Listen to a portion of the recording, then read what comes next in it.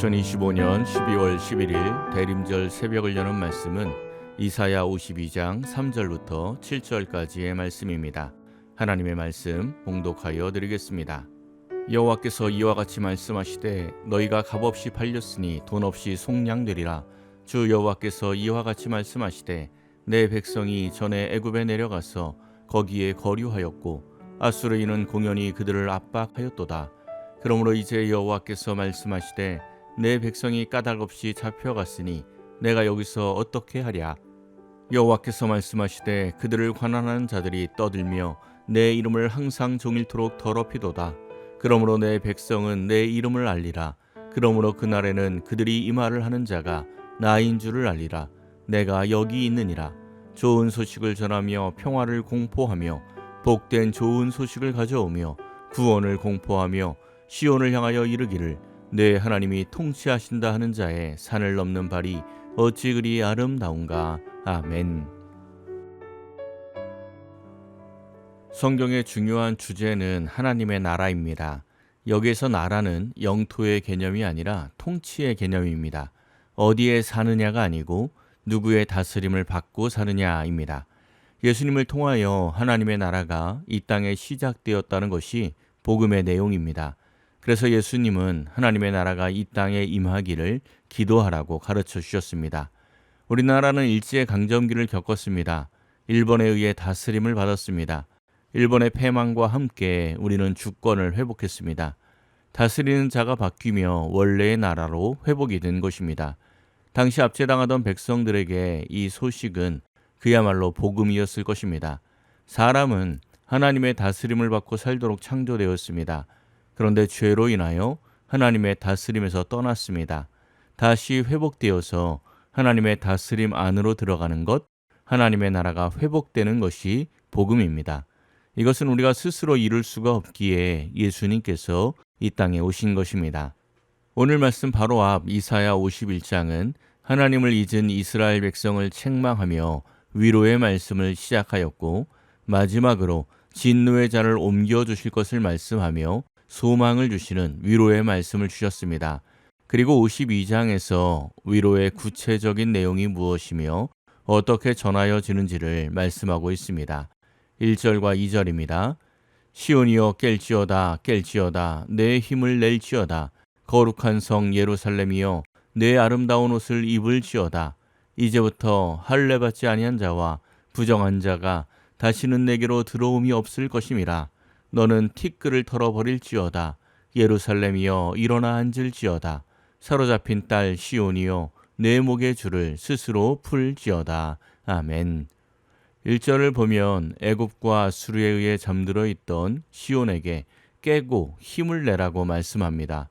또한 지금은 비천하고 누추해진 예루살렘이지만 아름다운 옷을 입으라고 말씀합니다. 2절에서도 내 목의 줄을 스스로 풀지어다 말씀합니다. 이제 포로 생활에서 자유로워지고 나라가 회복되어 예루살렘의 거룩함과 아름다움이 회복될 것을 말씀하는 것입니다. 4절입니다.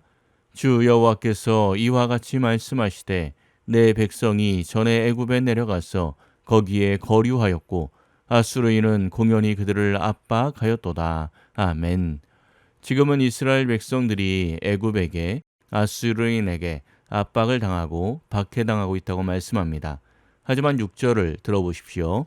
그러므로 내 백성은 내 이름을 알리라. 그러므로 그날에는 그들이 이 말을 하는 자가 나인 줄을 알리라. 내가 여기 있느니라. 아멘. 이제 구원함으로 모든 백성들이 하나님의 이름을 알게 될 것을 말씀하고 있습니다. 어떻게 이스라엘 백성들이 구원을 얻고 자유를 얻게 됩니까? 3절입니다. 여호와께서 이와 같이 말씀하시되 너희가 값없이 팔렸으니 돈 없이 속량되리라. 아멘. 돈 없이 속량되리라 말씀합니다. 이 말씀은 압제당하며 노예로 살던 이스라엘에게 큰 기쁨, 복된 소식, 바로 복음이었습니다. 회복된다는 복음이 위로의 내용입니다. 이 복된 좋은 소식을 들으면 어떻게 해야 합니까?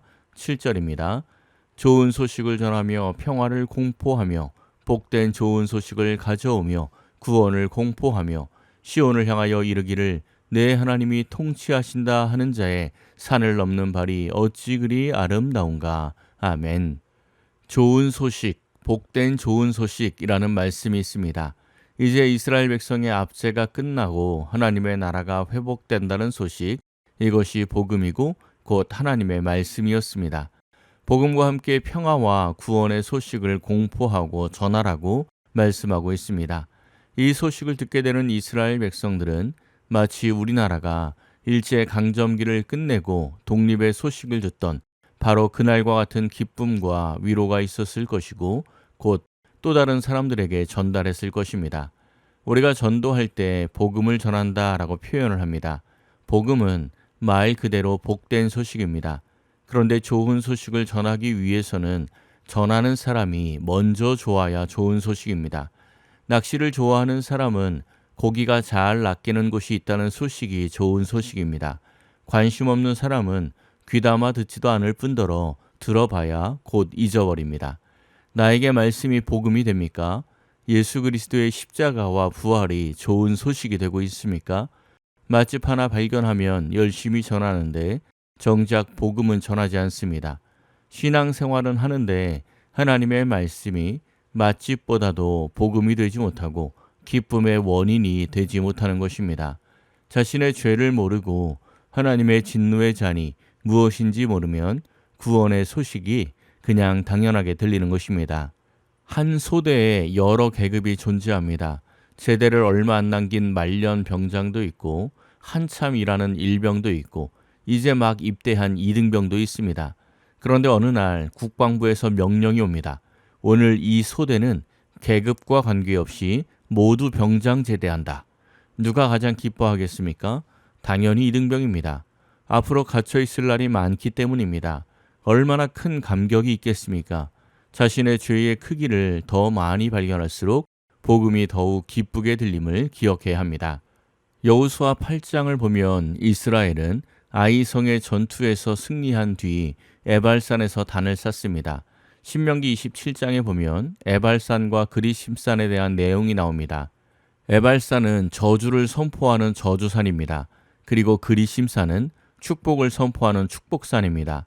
그런데 이해할 수 없는 것은 단을 쌓는 장소가 에발산입니다. 단을 쌓는다는 것은 하나님께 제사를 드리는 것입니다. 예배를 드린다는 것입니다. 그러면 당연히 축복산에서 해야 하지 않겠습니까? 그런데 에발산에서 단을 쌓은 이유가 무엇 때문입니까? 여호수아는 에발산에 단을 쌓고 하나님의 율법을 낭독합니다. 하나님의 말씀 앞에서 우리는 축복받아야 마땅한 존재입니까? 저주받아야 마땅한 존재입니까? 그렇습니다. 말씀 앞에 서면 우리는 모두 저주받아야 마땅한 존재입니다. 그래서 에발산에서 제단을 쌓는 것입니다. 우리가 서 있어야 할 원래의 자리가 저주의 자리라는 것입니다. 그것이 하나님 앞에 선자의 바른 깨달음입니다. 그런데 여기에 하나님의 귀한 섭리가 있습니다. 중요한 문제는 하나님의 복이 어디에 임하느냐는 것입니다. 흔히 복은 그리심산에 임한다고 생각을 합니다. 그런데 그리심산은 복을 받는 장소가 아니라 축복을 선포하는 장소입니다. 축복을 선포하면 그 복은 맞은편을 향해 갑니다. 즉 저주산인 에발산에 복이 임하는 것입니다. 그리고 반대로 에발산에서 선포한 저주는 반대편인 그리심산으로 향합니다. 결국 복과 저주가 인간의 상식을 완전히 뒤엎고 나타나는 것입니다. 복이란 스스로 죄인임을 알고 저주받을 자임을 아는 그 자리에 임합니다. 내가 바로 죽을 죄인입니다. 나를 불쌍히 여기소서라고 외치면서 자기를 치는 그 자리가 복의 자리입니다. 우리가 우리 자신을 바리새인이 아니라 세리처럼 정확히 알 때 구원의 말씀은 기쁨이 되고 복음이 됩니다. 갇힘받은 곳에서 풀려나는 것이기 때문입니다. 그 은혜를 알면 황폐한 곳에서도 기쁜 소리를 내며 노래할 수 있습니다. 대림절 기간을 보내며 내게 복음이 정말 복음이 되고 있는지, 이 복음을 세상에 전하고 있는지 점검하며 예수님 앞으로 더욱 나아가시기를 축원합니다. 기도하겠습니다. 사랑의 하나님, 대림절 기간을 보내며 이 새벽 기도하게 하시니 감사드립니다. 말씀과 기도를 통하여 자신의 죄를 더욱 깊이 알아 예수님께서 나를 구원하기 위하여 이 땅에 오신 소식이 큰 기쁨이 되게 하옵소서. 하나님의 다스림을 받으며 하나님의 나라 안으로 더욱 깊이 들어가는 복된 인생이 되게 하옵소서. 오늘 하루도 우리를 위하여 이 땅에 오신 예수님의 사랑을 깊이 묵상하며 살아가는 복되고 평안한 하루가 되게 하옵소서. 모든 것을 감사드리며 우리 주 예수 그리스도의 이름으로 기도하옵나이다. 아멘. 오늘 말씀을 생각하고 하루를 결단하며 깊은 기도의 자리로 나아가겠습니다.